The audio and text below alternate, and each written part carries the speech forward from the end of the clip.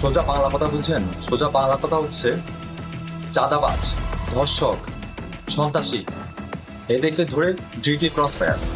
প্রত্যেকটি জেলা, বাংলাদেশের 64 জেলার এক একজন করে চাঁদাবাজ, এক একজন করে ধর্ষক, এক একজন করে সন্ত্রাসী ধরে যদি জনসম্মুখে এনে ডিউটি শুট ফায়ার, মাথায় এখান দিয়ে ঢুকবে, এখান দিয়ে বের হবে, দেখবেন ওই দিন থেকে চাঁদাবাজি বন্ধ, সন্ত্রাসী বন্ধ, ধর্ষকগিরি বন্ধ। কারণ এই আইনটা হচ্ছে একমাত্র বাংলাদেশের জন্য প্রযোজ্য। আপনি সোজা আঙ্গুল দিয়ে কখনো ঘি উঠাতে পারবেন না। আঙ্গুলটি যখন একটুখানি পাকা করবেন, দেখবেন সুন্দরভাবে ঘিগুলো উঠতেছে। আজ থেকে 10 বছর আগে বাংলাদেশের সবচেয়ে নিকৃষ্টতম একটা কাজ ছিল এসিড নিক্ষেপ। যখন বাংলাদেশে আইন করা হয়েছিল এসিড নিক্ষেপের সর্বোচ্চ সাজা মৃত্যুদণ্ড, সেদিন থেকে বাংলাদেশে অটোমেটিক এসিড নিক্ষেপ বন্ধ হয়ে গিয়েছিল।